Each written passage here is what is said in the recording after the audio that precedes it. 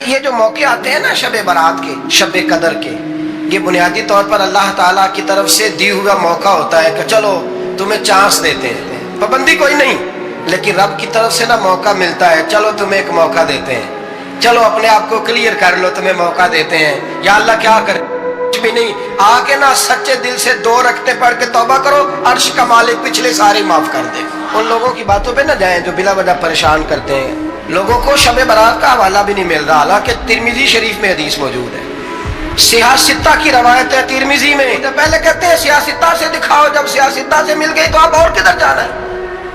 اور ابن ماجہ میں موجود ہے مولا علی کی روایت، اور ذرا ترتیب دیکھیے گا، یہ ترمذی کی حدیث ہے، امام ترمذی نے تو پورا باب باندھا ہے 15ویں شعبان پر، پورا باب۔ اب تمہاری مرضی ہے اگر تم نئی بات کو سمجھنا چاہتے، لیکن میں نے پہلے بھی کہا تھا پھر کہتا ہوں، اگر ہمیں کوئی شخص کہتا ہے کہ شب برات کو اٹھ کے نفل نہ پڑھو، تو بھائی نفل ہم نے پڑھنے اللہ کی رضا کے لیے، ہمیں کسی بندے سے ڈگری لینے کی ضرورت نہیں، نہ تو ہمارے اور رب کے درمیان معاذ اللہ کو وسیلہ ہے کہ تو کہے گا تو پڑھیں گے، جب دل کرے گا پڑھیں گے، اور جتنے دل کرے گا پڑھیں گے۔ ہم تو نفل کہہ رہے ہیں اس کو، ہم نے کب کہا ہے ضروری ہے جو عشاء پڑھ کے سو جائے فجر تک سویا رہے، ہم اس کو گناہگار نہیں کہہ رہے، لیکن یہ ضرور کہیں گے کہ گولڈن چانس مس کر دیا اس نے، چانس مس کیا ہے، یہ تو اللہ کی رحمت کا موقع تھا۔ حضرت سیدہ عائشہ صدیقہ رضی اللہ تعالی عنہ ارشاد فرماتی ہیں کہ شعبان کی 15ویں رات تھی، یعنی شب برات کی رات، فرماتی ہیں شعبان کی 15ویں رات تھی، میں نے اچانک نظر ڈالی تو حضور میرے بستر میں تھے،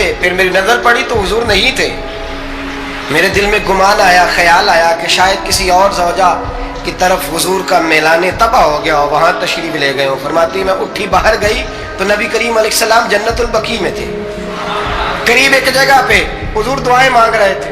فرماتے میں گیا تو حضور فرمانے لگے ابو بکر کی بیٹی تو نے کیا گمان کیا کہ اللہ کا رسول تیری حق تلفی کرے گا؟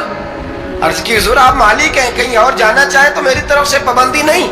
کہتی ہے وہاں کھڑے کھڑے میرے رسول کریم نے بیان فرمایا، یہ ترمذی کے لفظ ہیں، حضور نے فرمایا عائشہ یہ شعبان کی 15ویں رات ہے، مدینے میں سب سے زیادہ بکریاں بنو کلب کا قبیلہ پالتا تھا، فرمایا آج کی رات بنو کلب کے قبیلے کی بکریوں کی تعداد کے مطابق اللہ میری امت کے لوگوں کی بخشش فرما دے گا۔ یہ وہ رات ہے۔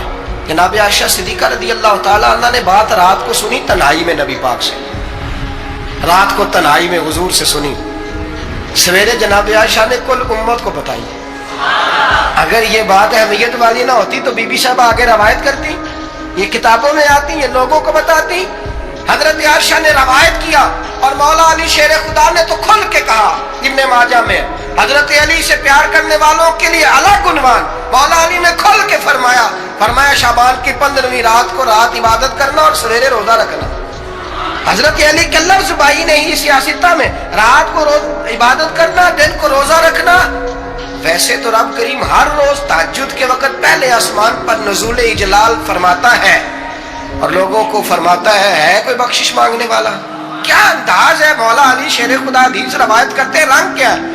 فرمایا باقی راتوں میں نا تھوڑا سا پیکج ہوتا ہے، تھوڑا سا آخری حصے میں رات کے شب برات کو نا رات چڑھتے ہی اللہ پہلے آسمان پر جو اس کی شان کے لائق ہے نزول اجلال فرماتا ہے، اور پہلا جملہ یہ فرماتا ہے کوئی معافی مانگنے والا؟ اللہ کرے آپ کو سمجھ آئے، یعنی معافی دینے والا کہہ رہا ہے چلو آؤ ادھر آؤ ذرا معافی مانگو، میں معاف کرنے آیا ہوں، مانگو معافی، ہے کوئی معافی مانگنے والا؟ معاف کر دیں گے۔ اور آپ فرماتے ہیں ہے کوئی رزق مانگنے والا؟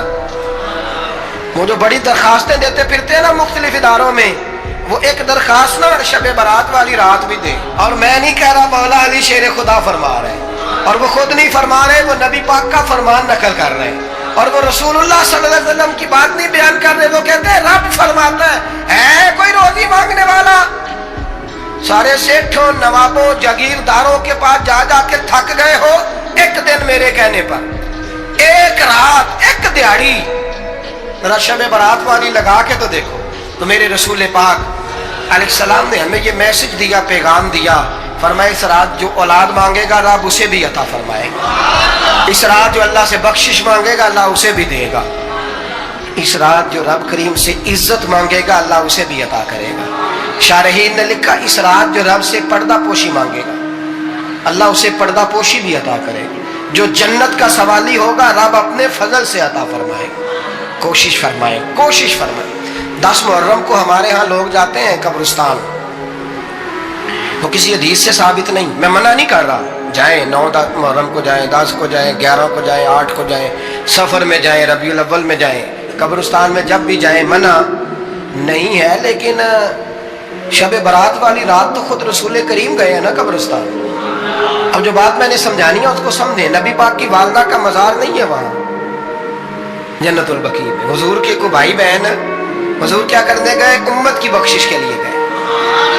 شب برات کی رات لالچی نہ بنے کہ صرف میں نے اپنے لیے روزی مانگنی ہے. کل امت کے لیے مانگے رب کریم سے, مانگے اپنے بھائی کے لیے, مانگے اپنی بہن کے لیے, مانگے اپنے بیٹے کے لیے, مانگے اپنی بیٹی کے لیے, مانگے اللہ کریم. یہ مانگنے کی رات.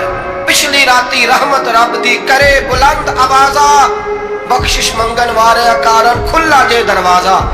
آئیں اللہ کی بارگاہ